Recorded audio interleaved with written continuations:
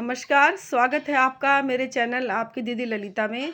तो आज मैं आपको बताऊंगी कि कार्तिक मास अब शुरू होने ही वाला है, क्योंकि 28 तारीख को तो अभी ग्रहण है। उससे पहले ही चतुर्दशी को ही हम कार्तिक मास की शुरुआत करेंगे, क्योंकि ग्रहण में हम कोई शुरुआत नहीं करते। इसलिए जो हम पूर्णिमा का व्रत करेंगे वो शुक्रवार को ही करेंगे, और उसी से हमारे जो कार्तिक मास के जो नियम हैं, व्रत है, पूजा है, ये सब नियम हमारे उसी दिन से शुरू हो जाएंगे, शुक्रवार से ही। तो हम क्या करें, जो हमें इस कार्तिक मास में हमें हमारे ऊपर लक्ष्मी जी की और भगवान विष्णु की कृपा प्राप्त हो, इसके लिए हमें क्या करना चाहिए। तो ये कार्तिक मास में हम पूजा पाठ जप स्नान आदि से इसको करके हम बहुत सारा पुण्य अर्जित कर सकते हैं, अपनी मनोकामनाओं को पूरा कर सकते हैं।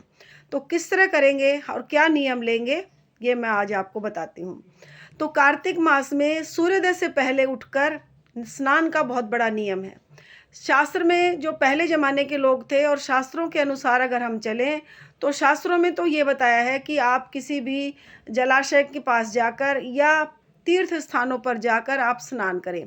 लेकिन अब इस भागदौड़ की ज़िंदगी में इतना सब नहीं हो पाता। बहुत लोग अब भी जाते हैं और बहुत लोग रह भी जाते हैं। तो जो लोग रह जाते हैं वो निराश ना हो। जब वो नहाने जाएं तो गंगा जल लेकर थोड़ा सा अपने नहाने के पानी में मिला लें और फिर आप उस पानी से स्नान कर लें। तो इस तरह से जब स्नान आप करेंगे तो आपको गंगा स्नान का फल प्राप्त होगा। यदि जलाशय पे आप जा रहे हैं नहाने, गंगा जा रहे हैं, जमुना जी जा रहे हैं, तो कहते हैं कि जलाशय पे जाकर जब हम स्नान करते हैं तो हमें 1000 गुना स्नान का फल प्राप्त होता है। तो आप इस तरह भी कर सकते हैं घर में रह के भी। लेकिन अगर आपको जाने का मौका मिल रहा है, आप जा रहे हैं, तो आपके लिए बहुत ही अच्छी बात है ये। तो सबसे पहले आप स्नान कर लिया आपने, तो कार्तिक मास में आप काले कपड़ों का परहेज रखें। काले कपड़े आप ना पहने कार्तिक मास में, क्योंकि ये अशुभता की निशानी होती हैं। और इस कार्तिक मास में हमारे बहुत से त्योहार हैं, जैसे अभी करवा चौथ आएगा, फिर अहोई अष्टमी आएगी जो हम अपने बच्चों की दीर्घायु के लिए करते हैं। फिर उसके बाद में दिवाली है, धनतेरस है, सबसे पहले धनतेरस है, फिर उसके बाद में बड़ी दिवाली, फिर छोटी दिवाली, फिर बड़ी दिवाली, उसके बाद में फिर गोवर्धन, फिर भाई दूज। मतलब हमारा जो पूरा महीना जो है ये कार्तिक मास का हमारा त्योहारों में ही बीत जाता है। तो इसलिए काले वस्त्रों का परहेज करें। अब आपको मैं बताती हूँ कि कार्तिक मास में आप क्या नियम लें। आप स्नान का नियम ले लीजिए। सुबह उठ के जो स्नान कर सकते हैं स्नान कर लीजिए। अगर आपसे सुबह जल्दी उठकर स्नान नहीं किया जाता तो 6 बजे आप उठ जाइए।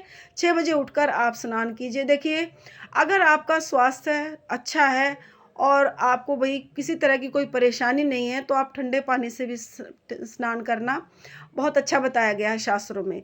लेकिन अगर कोई परेशानी है तो आप हल्के गुनगुना पानी करके भी स्नान कर सकते हैं। उसके बाद फिर आप आ जाइए आपने तुलसी के पास। तुलसी जी के पास आकर आप उनकी पूजा अर्चना कीजिए। मतलब उनकी जड़ में दूध मिलाकर आप जल दीजिए। उसके बाद फिर आप भोग प्रसाद चढ़ाइए। आप जैसे एक थाली रख लीजिए। आप भोग प्रसाद में जैसे फल भी चढ़ा सकते हैं, मिश्री भी चढ़ा सकते हैं, जैसी आपसे आपकी व्यवस्था बने। 1 महीने तक वो आप कर सकते हैं। उसके बाद फिर आप कम से कम 5, 7, 11, 21 परिक्रमा कीजिए। दिया लगाइए। दिया आप घी का ही लगाइए, या फिर घी का अगर नहीं लगता तो आप तिल के तेल का दिया भी लगा सकते हैं। उसके बाद फिर आप परिक्रमा कर लीजिए। परिक्रमा करने के बाद में फिर आप अपनी मनोकामना बोलिए। तो देखिए, ये कार्तिक मास में कथाओं का है, तो आप कार्तिक महात्म भी पढ़ सकते हैं। उसमें बहुत अच्छी-अच्छी कथाएँ हैं भगवान विष्णु जी की, लक्ष्मी जी की, और हमारे किस तरह से हमें रहना चाहिए। मतलब बहुत अच्छा आपको लगेगा जब आप महात्म पढ़ेंगे कार्तिक मास का। तो उसमें ही एक इल्ली घुड़िया की कहानी आती है, लपसी तपसी, नगर बसेरे की कथा है। ये छोटी-छोटी 5 कथाएँ मैं अपनी वीडियो में इन कथाओं को ज़रूर आपको सुनाऊँगी। तो मैं डालूँगी इन वीडियो में अपनी कथाएँ, मैं खुद से सुनाऊँगी आपको, तो आप सर्च करके अवश्य देखना। और फिर आप तुलसी जी की कथा भी पढ़ें, और तुलसी जी की कथा पढ़ने के बाद में आप तुलसी जी की आरती भी करें। चाहे आप 5 प्रदीपों से करें, चाहे आप 1 दिए से भी कर सकते हैं। सुबह के समय अगर आप दिया लगा रहे हैं तो वो आप सूर्योदय से पहले लगाइए।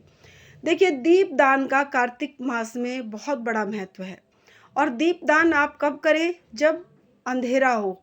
मतलब अगर आप सुबह का दीपदान कर रहे हैं तो सूर्य उदय से पहले करें, और यदि रात को दीपदान कर रहे हैं तो सूर्य ढल जाने के बाद करें। मतलब हम अंधेरे में प्रकाश को जल दिखाते हैं। अंधेरे में प्रकाश दिखाना ये हमारा बहुत बड़ा अच्छा, मतलब कार्तिक मास में इसका बहुत बड़ा महत्व बताया गया है। तो दीपदान करें। तो दीपदान आप 5 जगह कर सकते हैं। जैसे आप अपने जैसे मुख्य द्वार पर कीजिए, दूसरा पीपल के नीचे कीजिए, मतलब किसी भी देव वृक्ष में, पीपल है, बेल पत्र का पेड़ है, आंवले का पेड़ है, आप वट वृक्ष के पेड़ में भी कर सकते हैं, और मंदिर में अवश्य दीपदान करें। लक्ष्मी नारायण का मंदिर हो जैसे, तो उसमें आप अवश्य दीपदान करें, नहीं तो शिवालय में जाकर भी कर सकते हैं आप इस तरह दीपदान का नियम अवश्य लीजिए। दीपदान करने से धन, वैभव, आरोग्य की प्राप्ति होती है। तो कार्तिक मास में आप कुछ भी ना करें तो दीपदान अवश्य करें, चाहे आप सुबह उठकर नहा पा रहे हैं या नहीं, लेकिन दीपदान अवश्य कीजिए। फिर आप कार्तिक महात्म पढ़ सकते हैं। आप यदि नाम जप करते हैं तो ये सर्वोत्तम है हमारे जो पुण्यों की प्राप्ति के लिए। आप कोई भी एक नाम को ले लीजिए, ओम नमो भगवते नारायणाय ले लीजिए, ओम नमो भगवते वासुदेवाय ले लीजिए, हरि हरि हरि हरि भी जपेंगे तो भी आप पार उतर जाएंगे, क्योंकि ये जो महीना है ये भगवान श्री कृष्ण को समर्पित होता है। वैसे ही जो इस महीने का जो नाम है वो भगवान शंकर के जो पुत्र हैं कार्तिकेय जी, उनके नाम पर ये महीना बोला जाता है। और वैसे जो वैष्णव भक्त भाई हैं वो बताते हैं कि राधा रानी का नाम भी कार्तिकेय था, तो कार्तिका था जो, तो उनके नाम से भी ये महीना है। तो कहने का मतलब अर्थ ये है कि ये महीना भी भगवान के नाम पर ही रखा गया है।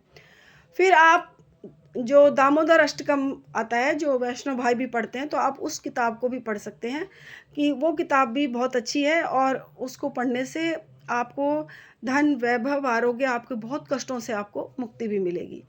फिर जो हमारी बहनें हैं वो अगर स्वस्थ हैं और मतलब अपने आप को, जैसे उन्हें कोई इस तरह की बीमारी नहीं है कि कोई वीकनेस हो, तो एक समय के भोजन का नियम भी लिया जाता है इसमें। कई लोग तारायण का व्रत करते हैं, कई चांद्रायण का करते हैं, मतलब कई तारों को देखकर भोजन करते हैं, कई जो है चंद्रमा जब उदित हो जाते हैं आकाश में तो उसके बाद भोजन किया जाता है, अर्घ देकर उन्हें, और फिर भोजन किया जाता है। तो आप इस तरह के नियम भी ले सकते हैं। सबसे बड़ा जो नियम है, यदि ब्रह्मचर्य का नियम लेकर आप कोई पूजा पाठ करते हैं तो उसका पुण्य फल अनंत गुना मिलता है। आप कोई अपराध ना करें, किसी भी साधु संत की, किसी वैष्णव भाई की आप निंदा चुगली ना करें, वो आपके लिए एक बहुत घातक सिद्ध होते हैं। क्योंकि आपके द्वार पर यदि कोई दान मांगने आया है और आप उसे दान नहीं देकर 4 बात सुना रहे हैं, तो ये एक बहुत बड़ा अपराध है। आप हाथ जोड़कर कह दीजिए कि आप देने जा रहे हैं, तो कई जो मांगने वाले होते कहते हैं हमें ये नहीं चाहिए, हमें ये चाहिए, तो आप हाथ जोड़कर उन्हें कह दीजिए कि अभी मैं इतना दे रहा हूँ, जब ज़्यादा होगा तो ज़्यादा भी दे देंगे। तो आप यदि चुपचाप देकर और अपने अंदर आ जाइए। अगर वो खड़े हैं या कुछ भी कह रहे हैं तो आप, लेकिन अपशब्द आप मत बोलिए, क्योंकि किसी भी मांगने वाले को अपशब्द बोलना महापाप है। आपको नहीं पता कि किस रूप में कौन आपकी परीक्षा लेने आया है, या आपके पास किस रूप में कौन आया है। तो इस तरह के आप अपराध ना करें, निंदा चुगली ना करें, किसी का बुरा ना सोचें। ये सबसे बड़ा धर्म है। ये सिर्फ कार्तिक मास में ही नहीं, आप यदि हमेशा के लिए इस धर्म को अपना लेंगे तो आपका जीवन वैसे ही सुखमय हो जाएगा। तो आप अपने जो मैंने आपको नियम बताए, आप इसमें से कोई एक नियम लेकर आप इस कार्तिक मास को सफल बना सकते हैं। तो लक्ष्मी नारायण की पूजा करें।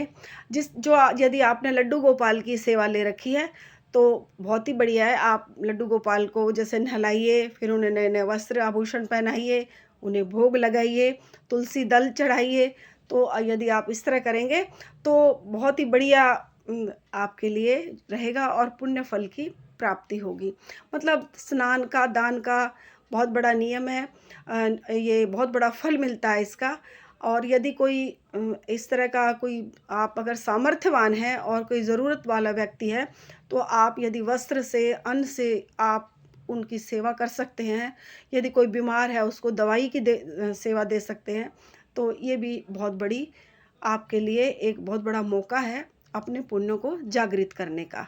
तो इस तरह से आप इस कार्तिक मास को सफल बनाइए और अपनी भक्ति को आगे बढ़ाइए। तो आज के लिए इतना ही। कल फिर मिलूँगी एक अच्छी वीडियो बनाऊँगी आपके लिए। तो उसमें मैं आपको जो कार्तिक मास की जो ये 5 जो कथाएँ हैं वो लेकर आऊँगी। आप सुनिए, आपको बहुत अच्छा लगेगा।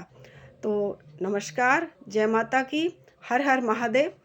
आप मेरे चैनल को सब्सक्राइब कीजिए, लाइक कीजिए, शेयर कीजिए और मेरी जो वीडियो है ये आप सुनिए, आपको अच्छा लगेगा। जय माता की।